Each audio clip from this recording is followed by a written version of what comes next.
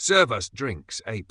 The insult didn't echo, it detonated. It tore through the ballroom like feedback from a broken mic, slicing straight through jazz music, clinking glasses, and fake laughter. For a moment, no one breathed. Even the chandeliers seemed to hold their light still. Amara Lewis froze mid-step. 33 years old, CEO of Luma Capital. She'd walked into the Winton Estate's annual Billionaire charity gala wearing an off-shoulder white gown. Simple, elegant, deliberate. No diamond necklace, no entourage, just presence. But to them, she looked like staff. Charlotte Winton, 34, blonde, flawless, and convinced the world existed to admire her, tilted her glass with a smirk. "Did you not hear me?" she said, voice sweet and venomous. "We're empty over here." Beside her, Elliot Gray, 36, one of her father's investment partners, laughed loud enough for nearby guests to hear. "Guest catering's cutting costs," he said. Bryce Nolan, 31, grinned. Or maybe she just wandered in. That laughter, the careless, echoing kind that feeds off humiliation, spread like spilled wine across white carpet. Amara didn't react. She set her clutch on the edge of the marble bar, shoulders perfectly still. Her voice came out soft but grounded. "You done?" Charlotte blinked. "Excuse me?" Amara turned her head slightly, calm as if addressing a board meeting. "I asked if you're done embarrassing yourself." The surrounding conversations faltered, heads turned. A string quartet missed a note. Charlotte's face stiffened, but her smile never dropped. "Oh, relax, it's a joke." Elliot smirked. "Don't be so sensitive, sweetheart." Nina Price, 29, a journalist covering the event for Global Finance Review, stood across the hall, frozen mid-note on her tablet. She recognized that face. Amara Lewis, founder of the same firm, negotiating a $5 billion acquisition with Winton Dynamics. And she thought, God, they have no idea. A waiter, mid-40s, paused nearby, eyes darting between the group. He started to step forward, but Amara gave a subtle shake of her head. Not yet inside, though, something old was stirring. The memory of being 21, standing in a luxury store where a clerk once said, "We don't carry sizes for you, dear." Same tone, same smile. Same poison. Charlotte chuckled again, louder this time, desperate to fill the silence she'd created. "You're not staff?" she asked, pretending confusion. "No," Amara said. "Then what are you doing here?" Amara's eyes met hers. "Owning it." Bryce raised his glass. "Look at that confidence. You almost sound like you belong." Elliot added, "Almost." The sound of glass on marble, Amara setting her drink down, cut through the air sharper than any shout could. She pulled out her phone. One small gesture, but the posture behind it made Charlotte's laughter crack. "Who are you calling?" Bryce joked. Amara said, "Someone who listens." Charlotte tilted her head. "You're not actually complaining, are you? It's a party, not a protest." Amara's expression didn't shift. She simply said, "Charlotte Winton, right?" The woman blinked, startled. "Yes. Wait, how do you—" "Don't worry," Amara interrupted. "You'll remember this night better than I will." Her phone lit up. A voice answered immediately. "Ms. Lewis, everything ready on your signal." Several guests turned toward the sound, confused by the tone, too professional, too precise for small talk. Charlotte frowned. Signal for what? Amara looked at her, eyes steady. For silence. Before anyone could process it, Amara spoke again, quietly but clear enough for the nearest tables to hear. "Carla, hold red line protocol. Wait for my mark." "Understood," came the reply. Nina, the journalist, felt a chill crawl down her spine. She typed one line in her notes. They mocked the woman funding the entire merger. The pianist tried to start the next song, but even the music seemed wrong now, out of key, out of place. Charlotte tried to recover her balance, voice rising an octave. "You think you can threaten me? At my family's event?" Amara turned away, unbothered. "Not threatening," she said, correcting. "Correcting what?" "The assumption that wealth equals worth." That line landed like thunder, quiet, rolling, unstoppable. No one clapped. No one dared. They just stared, trying to place her, as if their brains were flipping through Rolodexes of faces from Forbes lists and investor boards. Before leaving, Amara glanced at the waiter who'd hesitated earlier. "Keep the drinks for yourself," she said softly, he nodded eyes wide. Then she lifted her phone again. "Carla," she said. "Begin countdown. 10 minutes." The voice replied, 10 minutes to freeze confirmed. As Amara crossed the ballroom, the crowd parted, not out of courtesy, but instinct. Because even before the twist revealed itself, everyone in that room could feel it. They'd just mocked the wrong woman. 10 minutes earlier, the ballroom had shimmered like a cathedral of privilege, crystal chandeliers, gold-edged tables, billionaires exchanging false humility in designer tuxedos. To anyone walking in, it was just another charity gala, but for Amara Lewis, 33, it was the final meeting before a historic merger, Luma Capital's $5 billion acquisition of Winton Dynamics.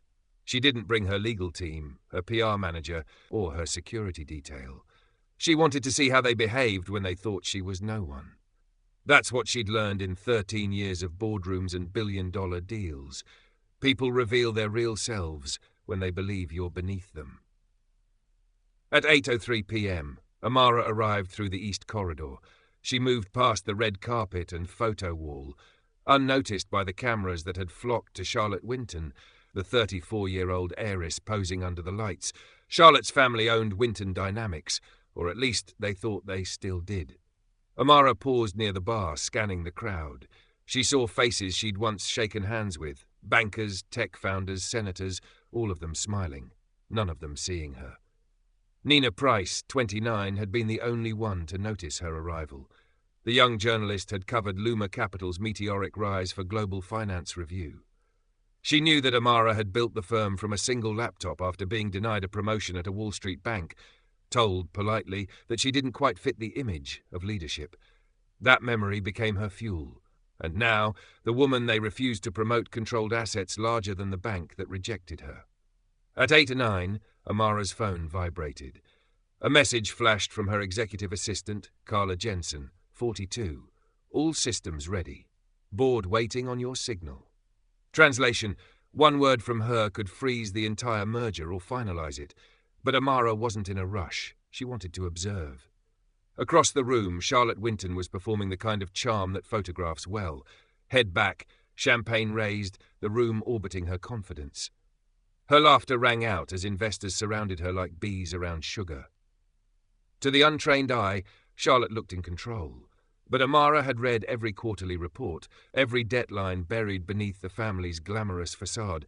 She knew Winton Dynamics was a crumbling empire wrapped in glossy PR, a company bleeding capital faster than it could raise. That's why she was here, to buy it, to rebuild it, to make something stronger from its ruins. She didn't expect gratitude. She expected arrogance, and arrogance, she'd learned, always announces itself early. "Ma'am, can I help you?" The question came from a security guard, polite but pointed. Amara turned. "No, thank you. I'm just observing." The guard hesitated. "Guests are supposed to stay in the main area." "I am a guest," she said simply. He blinked, glanced at her minimalist gown, then forced a smile.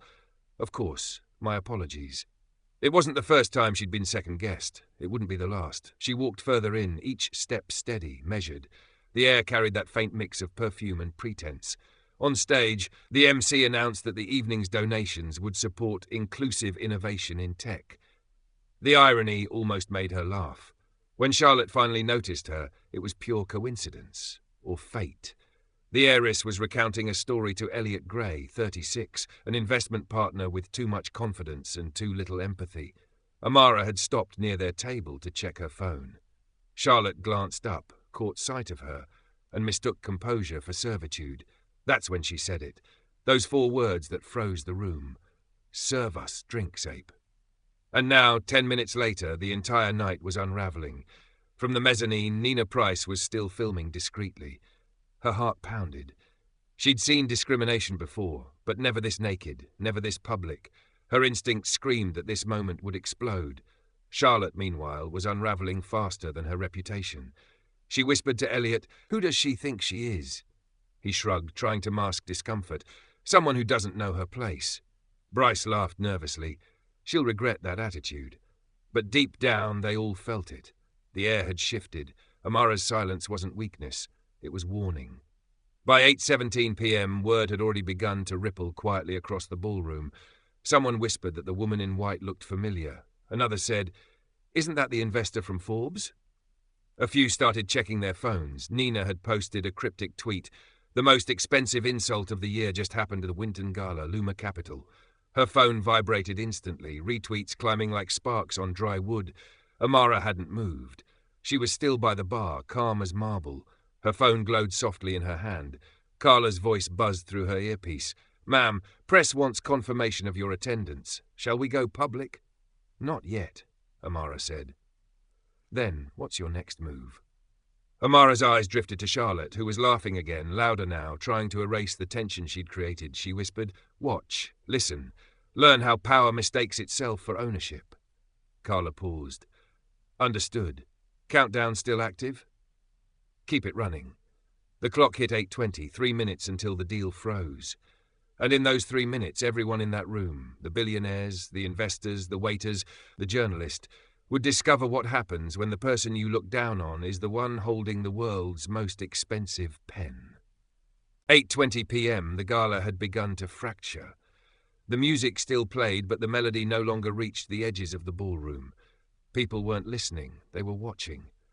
Amara Lewis stood near the marble bar, back straight, her phone resting loosely in one hand.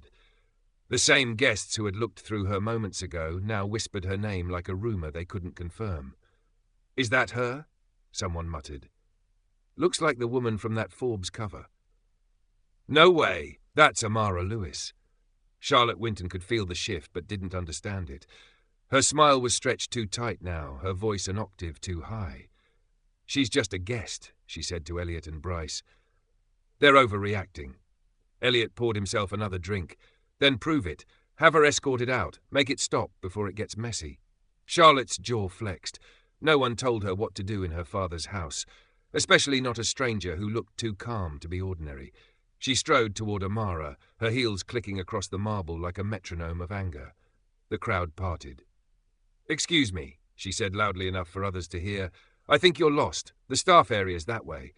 Amara turned her head slowly. "No," she said, "but you are." Laughter rippled, not from Charlotte's side this time, but from guests who couldn't help it. They didn't mean to choose sides, but they did. Charlotte flushed red. "You think this is funny?" Amara's tone stayed even. "I think it's revealing." Elliot joined in, stepping closer, 36, tall, confident, his tie loosened like a man too comfortable in power. "Look, no one's trying to be rude," he said, his grin rehearsed. "We just need to make sure you belong here." "Belong," Amara repeated, her voice quiet but cutting. "You keep using that word like it's furniture." Bryce, 31, added, "We're serious. You can't just walk into a private event." Amara met his eyes. "Can't I?" "Not without an invitation." She smiled faintly. "Check your sponsor list." That made him blink. "What?" "Go ahead," she said. "You'll find my name somewhere between Winton Dynamics and the word majority." A few nearby guests gasped. Nina Price, the journalist, caught the exchange and hit record. Her camera framed both women. One trembling with privilege, the other unshaken by it. Charlotte scoffed. "You're bluffing. You don't have that kind of stake." Amara's reply was simple. "You'd be surprised what you ignore when someone doesn't fit your picture of power." The room shifted again. A cluster of servers near the corner exchanged glances. One of them, middle-aged, dark-skinned, whispered, "She's really her, isn't she?" Another nodded slowly. "You can feel it." Charlotte's voice rose sharper, cracking through the tension. "You think you can embarrass me here? In my father's house?" Amara tilted her head. "You already did that yourself." Bryce moved closer, trying to defuse it, but only worsening the scene. "Ladies, please. Let's not make this a spectacle." But it already was. Phones were up. The flash of cameras glinted off sequins and fear. Amara didn't move, didn't raise her voice. She simply said, "I gave you the benefit of doubt. That's done now." Elliot muttered to Charlotte, "Call security." Charlotte nodded sharply. "Yes, that's enough." She turned to a guard across the room. "Remove her." The guard hesitated, uneasy. He was in his 40s, had seen the way people changed their tone when power entered the room, and something about Amara's calm told him this would end badly for the wrong side. "Ma'am," he said carefully, "may I see your invitation?" Amara reached into her clutch, not for a card, but for her phone. She pressed one button. A tone chimed softly, unmistakable, corporate, final. On a dozen screens around the ballroom, a push notification appeared. Luma Capital withdraws acquisition proposal for Winton Dynamics. Transaction cancelled. A collective inhale filled the room like wind through glass. Elliot's drink stopped halfway to his lips. Bryce whispered, "What the hell just happened?" Charlotte stared at her phone, blinking at the alert. "That can't be real." "It's real," Amara said. I just ended your family's deal." The guard stepped back instinctively. Nina whispered into her mic, "It's official. She cancelled it right here." Charlotte's voice cracked. "You can't do that." Amara's gaze stayed fixed. "You don't tell me what I can't do. Not anymore." The silence that followed wasn't empty. It was charged, humming with disbelief. Some guests put their phones down, ashamed. Others filmed openly. The jazz band had stopped playing completely. Elliot tried to speak. "You're going to regret this," Amara cut him off. "The only regret in this room belongs to those who confused arrogance for authority." Then she turned away, walking toward the exit. Behind her, Charlotte stood frozen, her face pale beneath the ballroom lights. Bryce muttered, "We just lost $5 billion. Elliot whispered back, "No, we lost more than that." Nina kept recording, voice trembling as she narrated. A black CEO was mocked tonight at the Winton Gala. 10 minutes later, she cancelled their empire. Lev. As Amara reached the doors, Carla's voice came through her earpiece. "Protocol complete. Board has confirmed full termination. Want me to notify press?" Amara exhaled slowly. "No, they'll find out soon enough." She looked back one last time, the crowd still silent. The same faces that once looked through her, now afraid to meet her eyes. Then she said, almost to herself, "This is what happens when power forgets who's watching." And she walked out, someone leaving a party, but like someone closing a chapter the world wasn't ready to read. 8:28 p.m. The ballroom was frozen in disbelief. The chandeliers still shimmered, the band still held their instruments, but no one moved. It was as if time had decided to pause, out of respect or shock. Amara Lewis walked calmly toward the exit, her heels tapping against marble in a rhythm that echoed like a verdict. No bodyguards, no applause, no anger. Just stillness. Behind her, the collapse had begun. Charlotte Winton's voice broke through the quiet first. She can't just walk out." Elliot grabbed her arm, whispering harshly, "Charlotte, stop. Every camera in this place is recording." "But the deal?" "It's gone," he said. "She cancelled it live." Bryce stood beside them, pale, muttering to himself, $5 billion, gone in one sentence. Nina Price, 29, journalist, eyes wide, couldn't believe she'd just filmed it all. Her phone trembled in her hand as she whispered to the mic, "This is no longer a story. It's a statement." The live stream count surged. 4,000, 9,000, 20,000 views climbing by the second. Amara reached the hall where the air smelled of night jasmine and cold glass. Through the tall windows, New York glittered below, unaware that its headlines for tomorrow had just been written. Carla's voice came through the earpiece, steady as ever. "Press outlets requesting comment. Do you want me to respond?" Amara's answer was measured. "No, let them guess first." She stopped by the entrance mirror, not to fix her hair but to look herself in the eye. Her reflection was calm, centered, whole. She'd been humiliated in front of hundreds, called something less than human, and still she didn't raise her voice once. It wasn't pride that kept her steady, it was something deeper. Survival learned the hard way, dignity built from repetition. At 16, she'd been escorted out of a private mall for loitering. At 21, she'd been mistaken for the intern while presenting her own pitch deck. At 28, a banker told her she was too emotional to lead investors. Now at 33, she had just erased a billion-dollar dynasty with one phone call. Her phone buzzed. A text from Carla. "Board applauds your restraint. Media calling this the quietest revolution on Wall Street." Another message followed. Winton stock already dropping 11%. Amara smiled faintly, not from satisfaction, but from inevitability. That was always how arrogance ended, not with thunder, but with quiet correction. Back inside the ballroom, the aftermath took shape. Charlotte tried to reclaim control, shouting to no one in particular, "She's bluffing! She's just trying to scare us!" But her phone kept vibrating with notifications, news alerts, calls from PR, messages from her father's board. Each one confirmed the same truth. Luma Capital had pulled out. The deal, and the Winton family's last lifeline, was gone. Elliot rubbed his temples. "Charlotte, we need to get ahead of this. Issue a statement, something like mutual decision to pause negotiations." Charlotte's voice cracked. "She embarrassed me, Elliot, in front of everyone." "She ended your company," he said quietly. "Embarrassment's the least of it." Bryce scrolled through his phone, reading comments from the live stream. "They're calling her the silent CEO. Queen of composure. He swallowed. They love her. Across the room, the waiter who'd earlier asked Amara if she was okay stood motionless. He whispered to another server, "I've never seen someone do that. Not scream, not argue, just end it."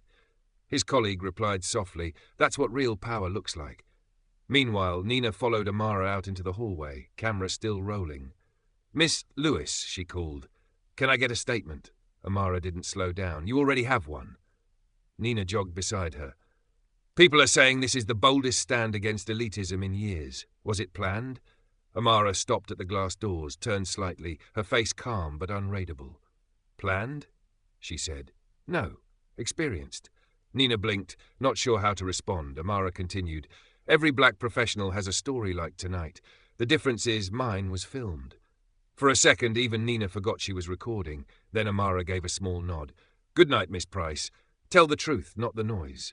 She stepped into the night, limousine waiting by the curb. Back inside, Charlotte sat down heavily at her table, her glass of champagne still half full, bubbles rising, mocking her in their calm. Elliot was already on a call with legal counsel. Bryce paced. "We can fix this, right? We can call her." Charlotte snapped. "No, we don't beg her." But her voice trembled, and everyone could hear the truth beneath the defiance. She already had. Nina's live feed hit 100,000 views. Comments poured in like confetti. She didn't raise her voice. She raised the standard. This is history. Charlotte just learned what grace looks like. Outside, Amara's car pulled into motion. The city lights flashed across her face like staccato applause. Carla's voice came softly again. "It's everywhere now. CNN, Reuters, Forbes. They're calling it the $5 billion silence." Amara looked out the window, then let it echo. She exhaled, leaning back. "Carla," she said quietly. "Yes, ma'am?" "Draft a press release for tomorrow. Title it, 'When They Mocked Dignity.' Keep it short." Carla smiled on the other end. Understood. As the limousine disappeared into Manhattan traffic, the camera lingered on the empty champagne glasses left behind, symbols of a night that had promised celebration and delivered reckoning instead. Next morning's headline would read, "Black CEO ends $5 deal after public insult, a masterclass in calm power." But for now, the night still held its silence, and in that silence, Amara Lewis had never sounded louder. By morning, the city had already chosen its side. Screens across Manhattan flashed her image, the woman in white walking away from gold and glass, head high, expression unbothered. The clip from the gala had spread faster than anyone imagined. 30 seconds of humiliation followed by 10 seconds of power. 10 seconds that rewrote reputations, contracts and conversations. Hashtags flooded every platform. Silent power. Black CEO. Had the 5 billion lesson, but the most viral caption came from a stranger. She didn't argue. She didn't scream. She just ended it. Nina Price hadn't slept. At 29, she'd covered market crashes and political scandals, but nothing like this. Her inbox overflowed with requests from news outlets begging for comment or footage. She stared at her reflection in the newsroom glass, replaying Amara's words in her head. Tell the truth, not the noise. The footage she posted, unedited, unfiltered, had reached 12 million views overnight. Every pause, every breath Amara took became a lesson in control. Even silence, she realized, could trend. Her editor, 50 and cynical, leaned over her desk. "You realize what you've done?" "I told the truth," she said. "You made an icon," he replied. She didn't deny it. At 9:40 a.m., the lobby of Winton Dynamics headquarters looked nothing like the gala. Journalists waited behind velvet ropes, flashes lighting the marble floor. Charlotte Winton walked through the glass doors, wearing sunglasses and regret. Her phone hadn't stopped ringing. Investors pulling out, sponsors withdrawing, PR teams resigning. She paused as a reporter shouted, "Charlotte, any response to the cancellation?" Charlotte's jaw clenched. No comment. Another asked, "Do you regret what happened last night?" Her sunglasses couldn't hide the flicker of shame. "That was a misunderstanding," she said, a joke taken out of context. Nina watched from the crowd, camera in hand. A joke. That word stung. She looked at the staffers standing nearby, mostly young, mostly silent, and saw the same disbelief she felt. Behind Charlotte, Elliot and Bryce kept their distance. Their silence wasn't loyalty, it was self-preservation. Everyone knew the empire was cracking. Meanwhile, Amara Lewis sat in her Manhattan office, a minimalist glass space overlooking Central Park. No awards on the wall, no photographs. just quiet efficiency. Carla entered, tablet in hand. "Morning brief," she said. "Winton stock dropped 31% in pre-market. 3 board members resigned. And—" She paused, a rare smile. "You're on the front page of the New York Times. Headline reads, 'The Woman Who Didn't Need to Shout.'" Amara looked out the window. "Let them write what they want. What matters is the echo." Carla tilted her head. "The echo? Every woman who watched that video," Amara said, "now knows silence isn't weakness. It's choice." Carla nodded slowly. "You know they'll try to twist it. Call it performance or PR." Amara smiled faintly. "Then let them perform too. Justice has better endurance." By noon, phones rang across the country. Boardrooms, studios, classrooms, people replayed the clip at lunch tables and offices. Some saw power, some saw protest, but everyone saw it. In Atlanta, a young black lawyer whispered, "That's how you do it." In Detroit, a teacher paused her class to play the clip. "Listen to her tone," she said. "Notice how she never flinched." In Paris, a CEO messaged her team, "From now on, we negotiate like Amara Lewis." The echo spread across borders, across industries. It wasn't about race alone. It was about dignity in rooms that had forgotten what it looked like. Back at Winton headquarters, the shift began quietly. Elena, a 30-year-old operations manager who'd worked under Charlotte for years, stood up during the afternoon meeting. Her voice shook at first, then steadied. "For years, we've let arrogance lead. I'm done with that." The room went silent. She continued, "I watched that woman last night. She didn't humiliate anyone. She didn't raise her voice.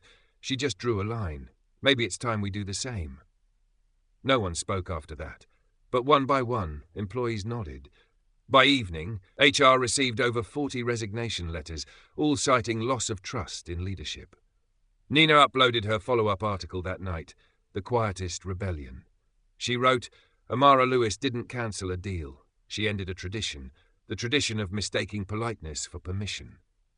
Within hours, her piece was trending globally, and somewhere between admiration and reflection, something shifted in the public mood. The story stopped being about humiliation and became about liberation.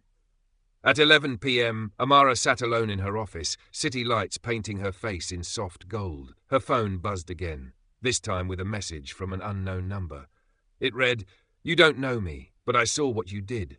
I'm finally reporting the harassment at my firm tomorrow. Thank you." Amara stared at it for a long moment. Then she whispered, "Good." Carla appeared at the door. "Long day." Amara nodded. "Long overdue."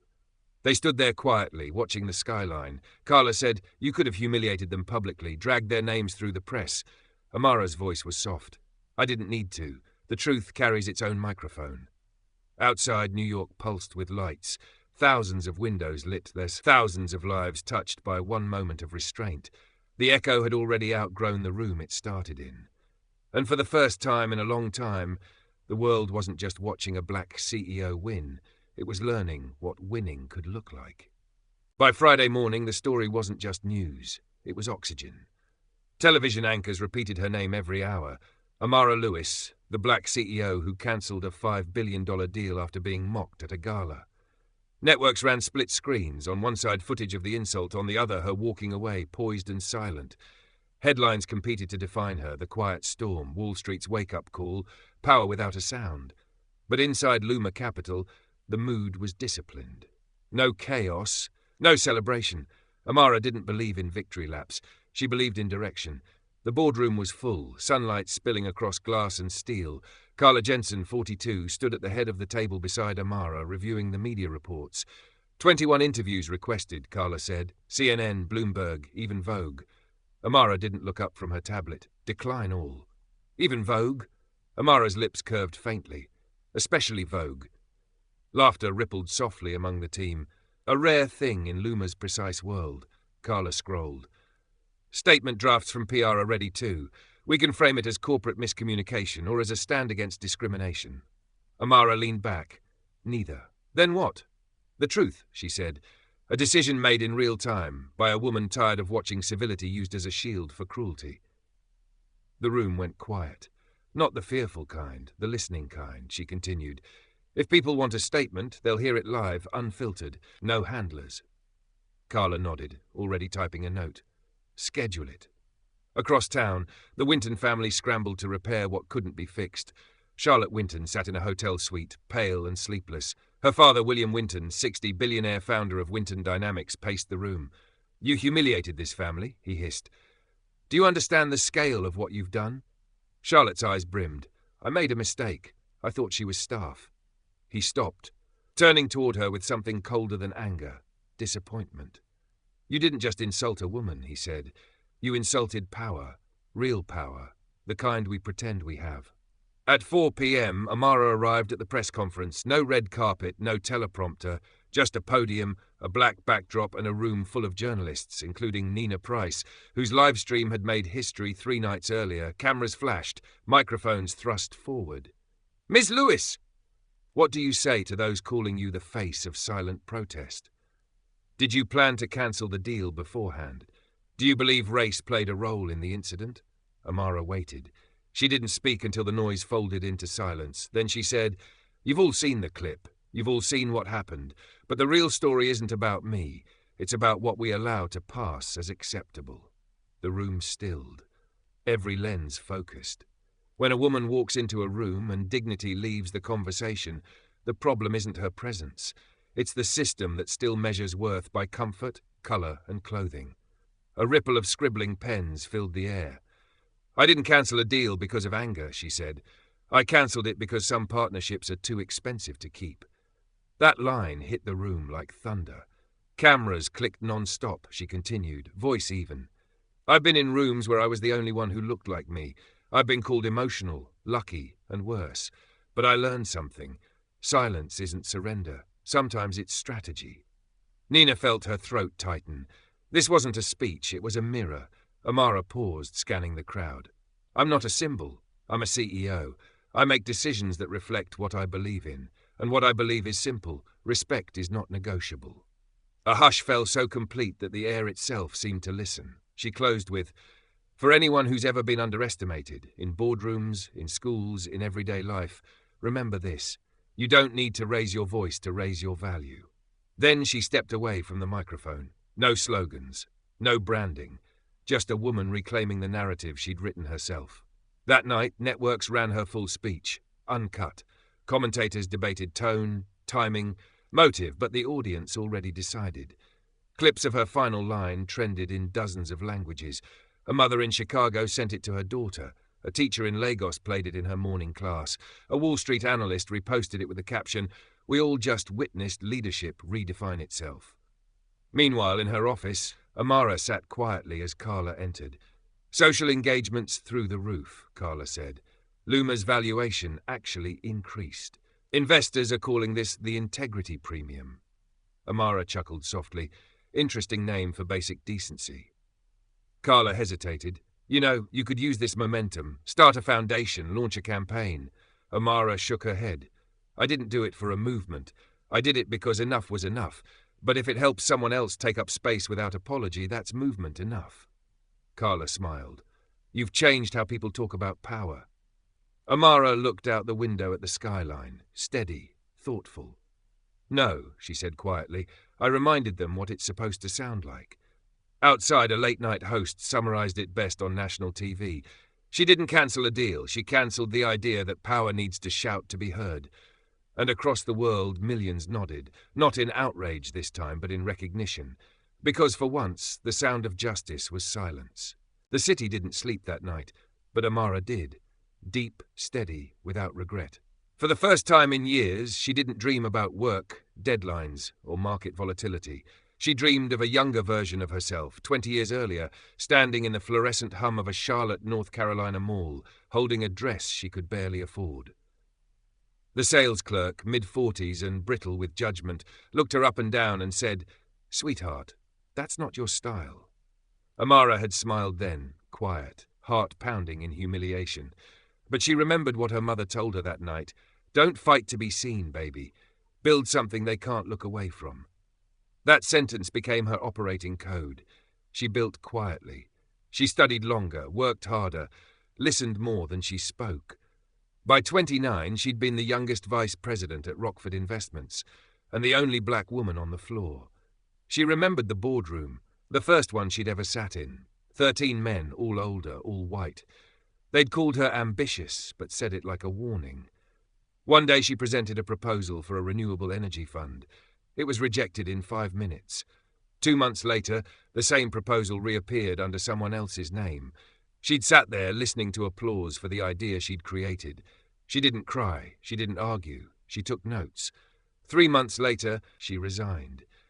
And with her savings and that same proposal, she founded Luma Capital, out of a small subleased office with a borrowed desk and a computer that froze every hour. The flashback blurred. Now she was 33 again, sitting in that same city, but the office was made of glass and light. The distance between those 2 rooms was everything she had built from silence.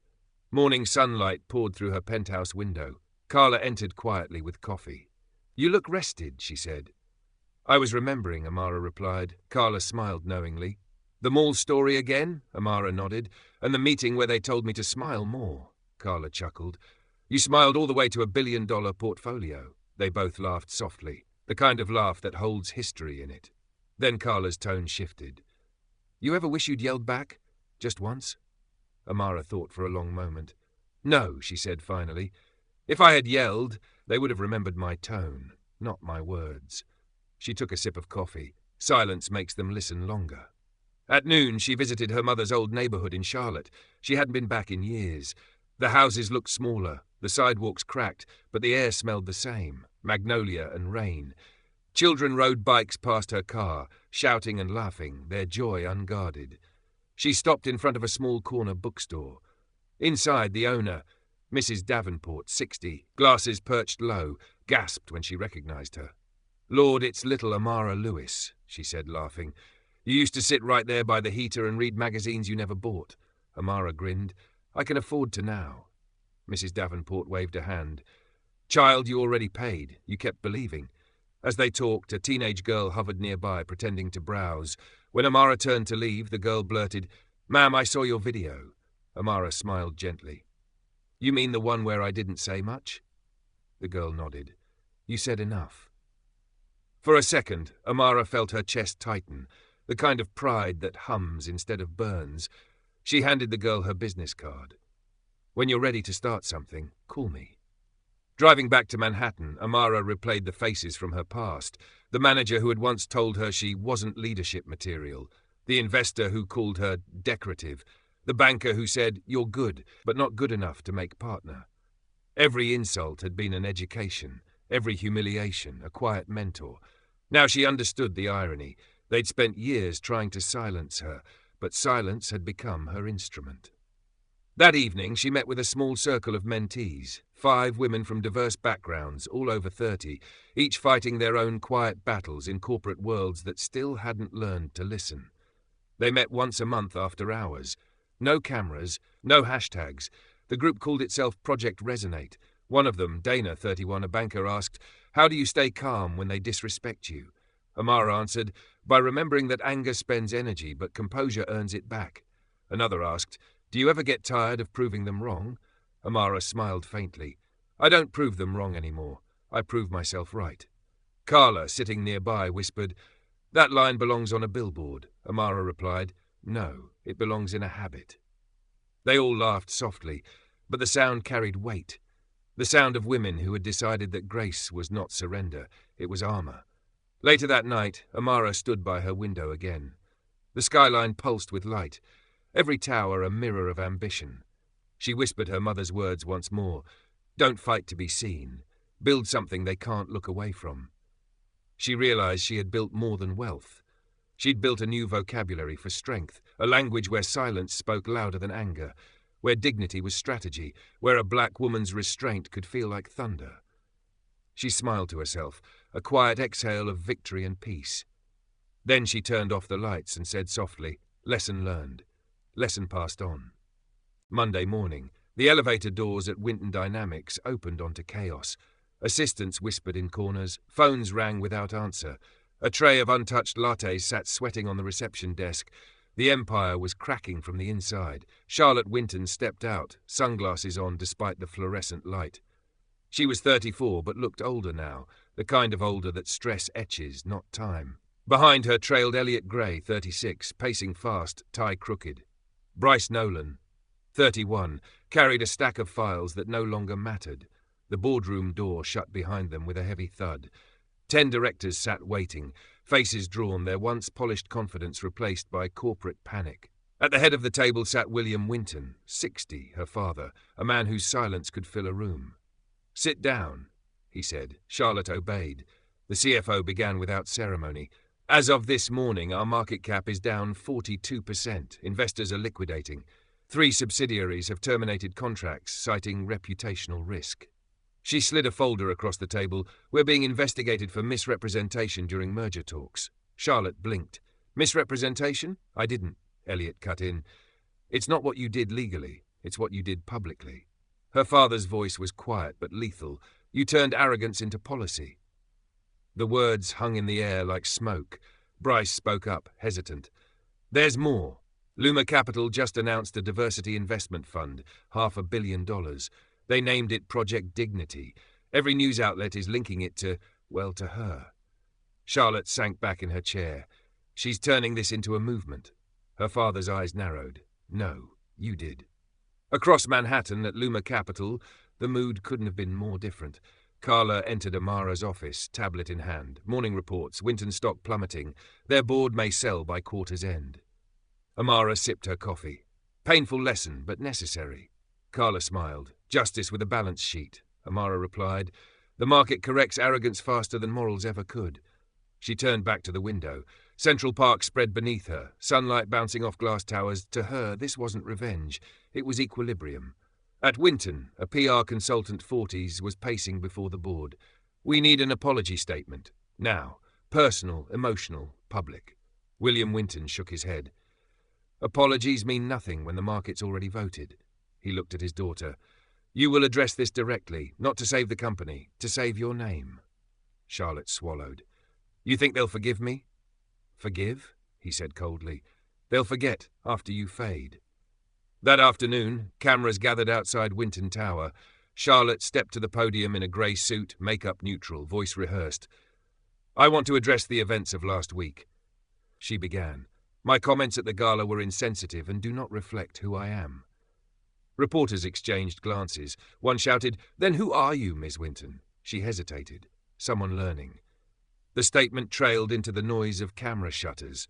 Nina Price watched from the press pit, expression unreadable. She whispered into her mic. The apology landed, but the trust didn't. Her live stream comments flooded instantly. Too late. "Accountability isn't PR." You mocked her. She built you a lesson. That evening, Amara received a message from an unknown number. "Charlotte Winton, you won. Congratulations. I hope you're proud." Amara read it twice, then typed slowly. "This was never about winning, Charlotte. It was about remembering there are rooms where everyone deserves oxygen." She didn't wait for a reply. She turned off the phone and let silence answer. At 8 p.m, a live segment aired on CNBC. The anchor leaned forward. "Winton Dynamics faces an existential crisis after Luma Capital's withdrawal. But the bigger story isn't economic, it's ethical. Corporate culture just met its reckoning." Behind him, footage of Amara leaving the gala played on loop.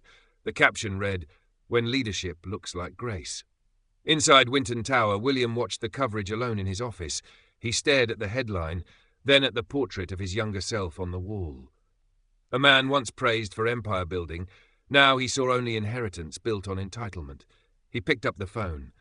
"Sell it," he said quietly. "All of it." Across the city, Amara sat in her minimalist apartment, a cup of tea beside her, the skyline reflected in the window. Carla called. "Winton just announced liquidation. Buyers lining up, including us." Amara's brows lifted. "We don't need their assets." Carla paused. "But symbolically," Amara interrupted, voice calm. "Symbolism doesn't pay salaries. Let the lesson stand without the trophy." She closed her laptop, the city's hum drifting in through the glass. Somewhere a siren wailed. Somewhere else a news anchor said her name again. But inside that quiet room, the story had already ended and transformed. At midnight, the last lights in Winton Tower flickered out. In a single week, arrogance had bankrupted an empire that took decades to build. No fire, no scandal, just consequence. Nina's final broadcast voiceover framed it best. "The fall of Winton Dynamics isn't about money lost, it's about value rediscovered. in a woman who showed that silence, when chosen, can be the loudest sound in business. The screen faded to black. A single caption appeared: "Justice doesn't shout, it balances." By midweek, Amara Lewis was no longer a headline. She was a case study. Business schools dissected the timeline: the insult, the pause, the call, the collapse.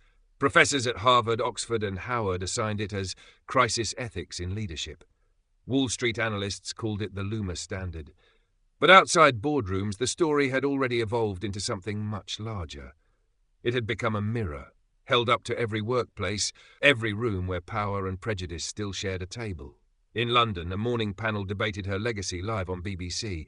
A grey-haired economist said what Ms. Lewis did was unprecedented, cancelling a deal that size over principle. Investors expected fury, but she gave them clarity.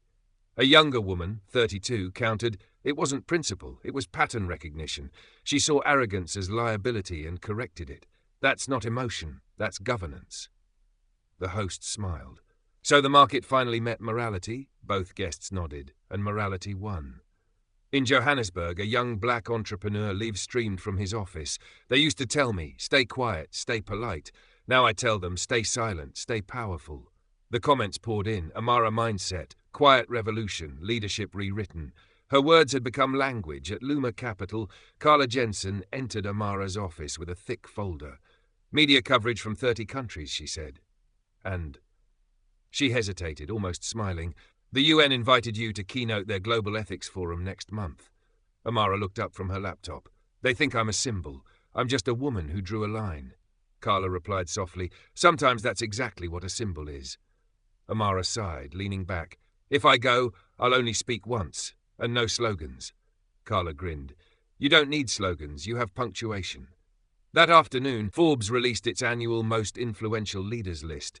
Amara Lewis ranked number 2, just below a head of state, above half the Fortune 500. The magazine cover showed her in white, arms folded, eyes steady, the caption simple: the power of enough. Nina Price saw it from her newsroom. She leaned back in her chair, whispering, we didn't just witness a story, we witnessed a shift. Her editor approached. She changed the market. Nina shook her head. No, she changed the metric. Meanwhile, in classrooms and meeting halls around the world, her name surfaced like a challenge. In a Paris tech incubator, a black engineer told her team, remember what Amara said, respect isn't negotiable. In a Tokyo startup, a manager replayed her press conference, translating her final line, you don't need to raise your voice to raise your value. In São Paulo, a teacher printed her quote on the wall for her students, silence is strategy, not surrender. The world was still loud, hashtags, debates, commentary, but somewhere beneath all that noise, a different frequency had emerged. Calm, deliberate, unapologetic. Not everyone celebrated. Some pundits accused her of emotional overreaction disguised as ethics. Others said she'd weaponized victimhood for PR. But those voices faded quickly, because every time they spoke, the clip replayed, Charlotte's slur, Amara's stillness, the words cancel the deal. And silence answered louder than opinion. That evening, Amara walked through the Metropolitan Museum's after-hours event, her first public appearance since the press conference. The crowd hushed as she entered, but she smiled, greeting each person with grace. A curator, 40s, approached nervously. Miss Lewis, I have to say, you've inspired a generation. Amara smiled. Good. Let's hope they inspire the next. A group of young executives approached for a photo. One of them asked, what was going through your mind when she insulted you? Amara thought for a moment. Honestly, I was deciding whether to finish my drink or end her company. I chose the efficient option. The crowd burst into laughter, the kind that releases admiration, not tension. Carla, standing beside her, whispered, you're a legend now. Amara shook her head. No, just proof that grace scales. At 10 p.m., she stepped onto the museum balcony overlooking Fifth Avenue. The city hummed below, its lights blinking like 1,000 unsent messages. Nina arrived quietly, camera lowered, not recording this time. I came to say thank you, she said. For what? Amara asked. For showing us what leadership looks like when the microphones are off. Amara smiled faintly. You gave it the microphone. Nina shrugged. The story told itself. They stood in silence for a moment. Two women who had witnessed the same night from opposite sides of history. As they looked out at the skyline, a digital billboard flickered across a nearby building. A still frame of Amara at the gala, calm in chaos, her caption beneath it. Some moments change markets, others change meaning. Nina gestured toward it. That's your legacy. Amara shook her head. That's everyone's reminder. She turned to leave, her voice soft but certain. Power isn't what they give you, it's what you decide to keep. By dawn, her image had circled the globe again. But this time it wasn't scandal or spectacle. It was curriculum.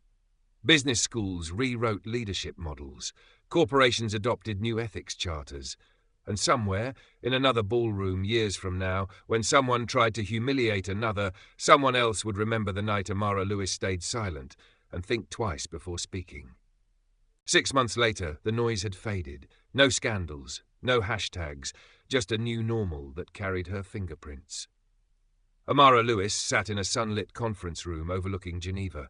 The United Nations crest gleamed on the podium behind her, flanked by the words Global Ethics Forum, Project Dignity. She was no longer just CEO of Luma Capital. She was the architect of something larger, a global investment network dedicated to rebuilding companies that valued humanity as much as profit. $500 million in seed funding, 12 nations on board. The initiative's motto, printed simply on the program, we don't fund arrogance, we invest in decency. Delegates filled the hall, diplomats, CEOs, educators. Cameras whirred quietly as she approached the microphone. No introduction was needed. Her presence carried its own preface.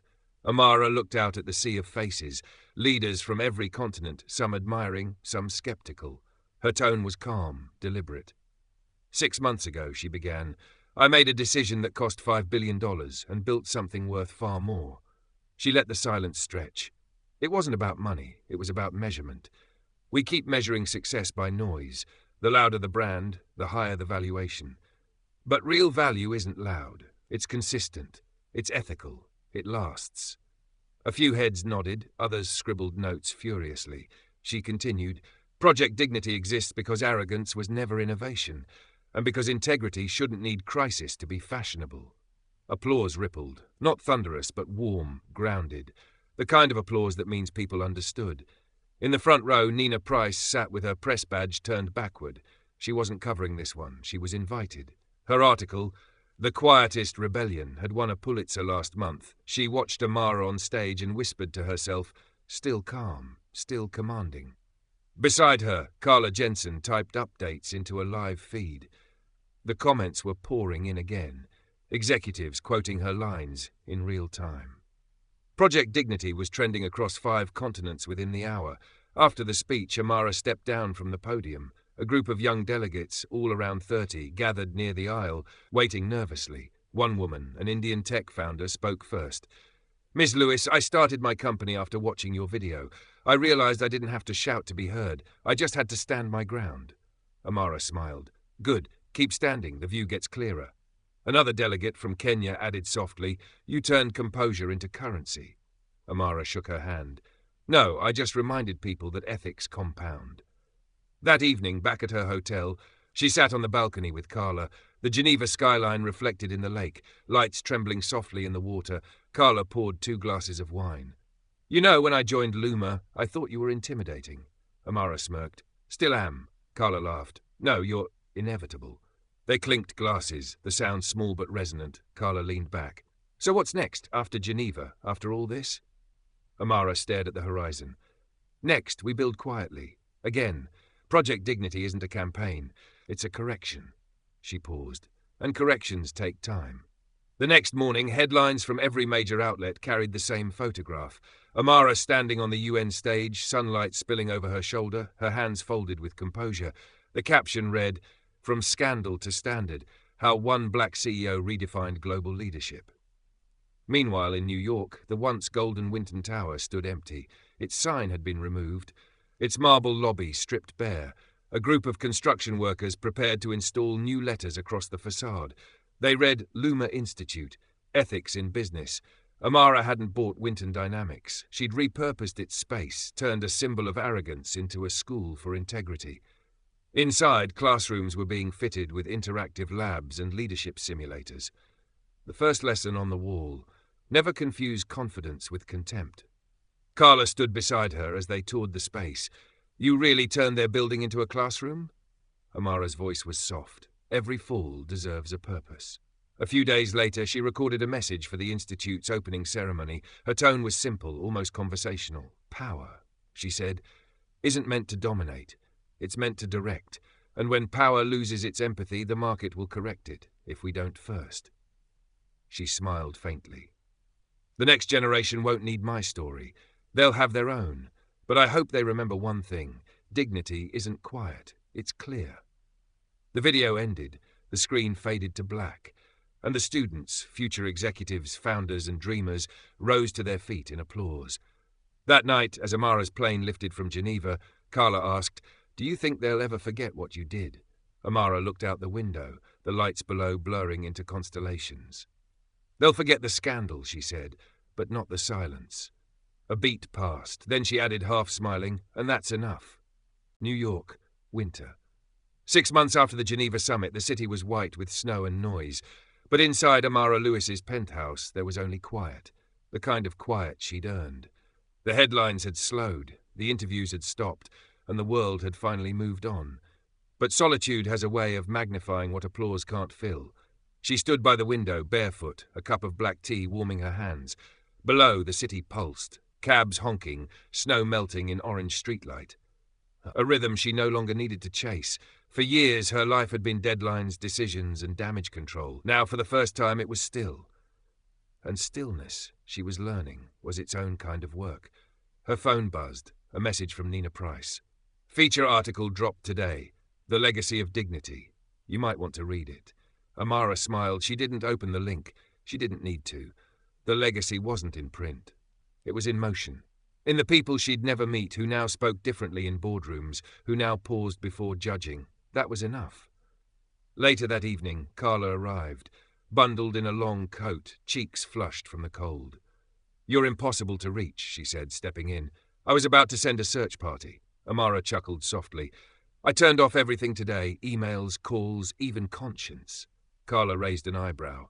"You never." They sat across from each other, the skyline flickering between them. Carla poured wine. "So how does it feel, being the woman who redefined corporate ethics?" Amara tilted her head. "Loud." Carla laughed. "You mean ironic?" "I mean exhausting," Amara said. "Every headline makes it sound like I did something superhuman. I didn't. I just didn't play along."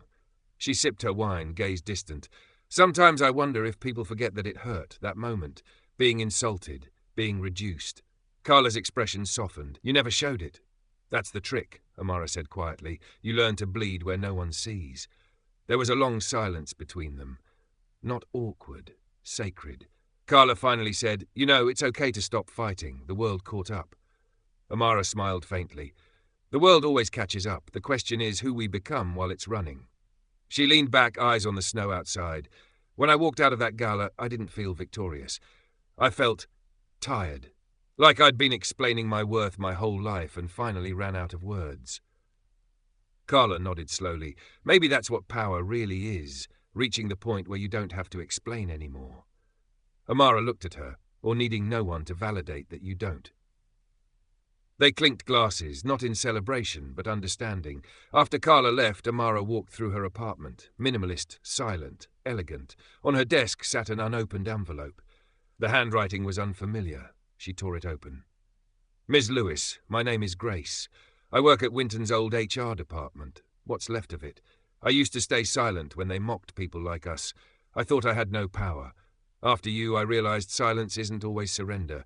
Sometimes it's a starting point. I resigned last week, starting my own consultancy next month. Thank you for teaching me how to end something with grace." Amara folded the letter carefully, placed it in her drawer with a quiet smile. Her empire wasn't made of steel or stock. It was made of echoes like that. Later, she sat at her piano, the only indulgence she'd ever allowed herself. She hadn't played in years. Her mother had taught her when she was 10, saying, "Each key is a voice, baby. Play until you find yours." Her fingers hovered over the keys, then pressed softly, a simple melody, imperfect but alive. As she played, she realized something. Power changes rooms. Music changes air, but silence changes people. When the final note faded, she whispered to herself, "Maybe that's what I was meant to build. not a company, but a frequency. Outside, the snow thickened.